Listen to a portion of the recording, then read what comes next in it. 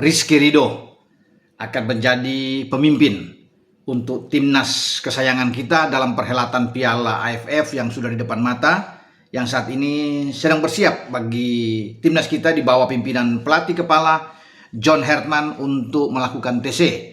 TC itu akan berlangsung di Bali.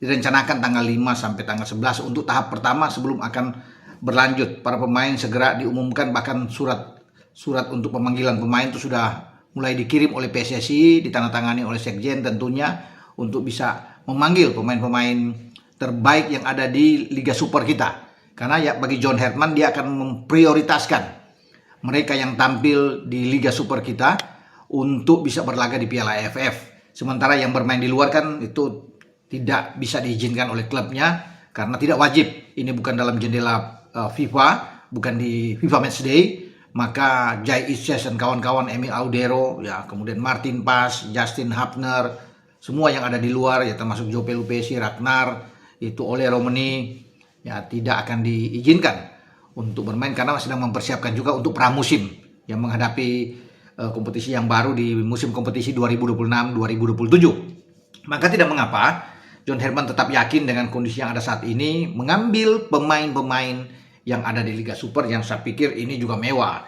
karena kita tahu bersama bahwa di Liga Super masih ada Tom Hai, masih ada Eliano Reinders yang ada di Persib, apalagi kalau bicara di Persija selain Rizky Ridho itu masih ada Jordi Amat, ada Sain Patinama yang akan dipanggil, Rainan Hanan, ada Donitri, ada Fatur Rahman yang akan bermain, ada Excel Runtukahu, Mauro Silstra. Bahkan dengan Witan Sulaiman bisa saja Persija ini bisa diwakili 10 pemain, teman-teman, ya. Dan khusus untuk sang kapten Ridho, ini sudah bisa dipastikan dia yang akan memimpin, mendapatkan ban kapten untuk bisa bermain di Piala AFF yang nantinya akan berlangsung pada tanggal 24 Juli, ya bulan ini, sampai 26 Agustus.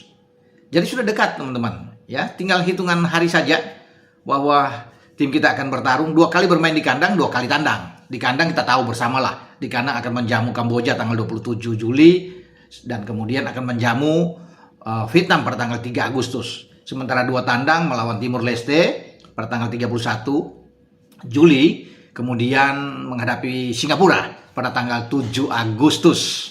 Ya, dengan Timur Leste mungkin saja bermain di Kuala Lumpur, sementara dengan Australia akan bermain di Stadion Nasional di Singapura.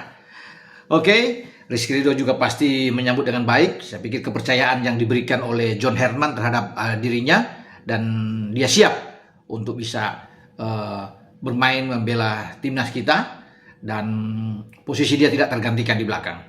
Tinggal dengan siapa dia akan dimainkan, itu yang nantinya akan kita tunggu. Karena John Herman punya beberapa alternatif, punya opsi-opsi yang untuk bisa mendampingi Ridho di jantung pertahanan kita. Entah bermain dengan 3-4-3, pola skema yang akan dimainkan oleh John Herman, atau dengan 4-4-2, 3-5-2, itu urusan bagi John Herman, teman-teman, ya. Tapi yang pasti Ridho akan bermain di belakang. Mungkin saja dia bisa berpasangan dengan rekannya di Persija, yaitu Jordi Amat yang akan bermain di sana. Ada pemain-pemain lainnya, Brahim Fatari juga pasti akan dipanggil untuk bisa mengisi. Ada Mo Ferrari yang ada dalam daftar mungkin yang ada akan bermain. Jadi kita akan nantikan, sebenarnya kita menunggu Komang Teguh, ya. Kalau Komang ada itu duet, dia punya chemistry dengan Rizky Ridho. Ya, kita masih ingat bagaimana di zaman STY memimpin tim U23 kita kan di Piala Asia. Itu di belakang itu ada Komang dan Ridho yang bermain luar biasa. Sampai di SEA Games juga meraih medali emas. Itu dua ini yang baik dengan Ridho sebagai kapten. Makanya kalau ini dipanggil, itu yang menarik, ya. Walaupun nama Komang kita tahu kan tidak ada dalam daftar 23 pemain yang sudah diumumkan sebelumnya oleh John Herman, itu tidak ada namanya. Tapi siapa tahu untuk kloter berikut ada tersedia. Tapi apapun itu, Ridho tetap siap untuk bermain dengan siapa saja di barisan belakang. Karena ada juga yang namanya Wahyu Prasetyo misalnya, ya dari Dewa, itu juga dipanggil karena namanya ada dalam list, bisa bermain di bek tengah bersama dengan Ridho. Jadi kalau 3 pemain bisa Jordi, Ridho, dan Wahyu, atau dengan pemain lainnya yang kita akan tunggu. ya untuk bisa ada di dalam list ya. Secara menyeluruh bahwa PSSI akan segera mengumumkan ya Garuda Calling ini dalam waktu dekat ini teman-teman ya. Karena kan yang saya bilang di awal tadi, surat-surat itu sudah dikirim ke berbagai klub.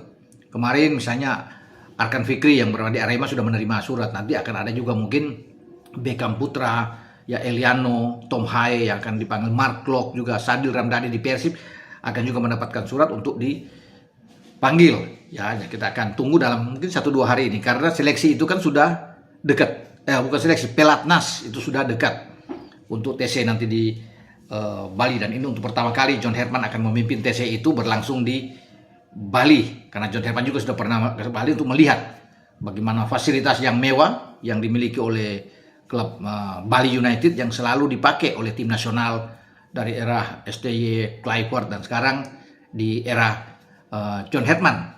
Target tidak tanggung-tanggung harus juara di Piala AFF setelah 6 kali tidak juara, dan ini yang akan membuat Herman bersama punggawanya tertantang untuk memberikan yang terbaik. Jika Herman mampu melakukan itu, maka ini untuk pertama kali dalam sejarah kita juara di Piala AFF, dan ini menjadi batu loncatan bagi Herman untuk melihat siapa-siapa pemain yang pantas untuk dia rekrut bergabung dengan Jai Isyas dan kawan-kawan di FIFA ASEAN Cup yang akan berlangsung pada September-Oktober. Itu sangat penting karena ini masuk di dalam jendela FIFA, mengharuskan semua pemain abroad yang bermain di luar untuk bisa bermain di FIFA ASEAN Cup nantinya. Nah, ini akan bergabung dengan pemain-pemain pilihan setelah tampil di Piala AFF untuk bersatu, karena target juga di FIFA ASEAN Cup ini kita bisa menjadi juara di saat pertama kali FIFA mengadakan event ini, turnamen ini, dan siapa tahu kita menjadi tuan rumah, siapa tahu ya nantinya itu akan jauh lebih baik. Oke, dengan saya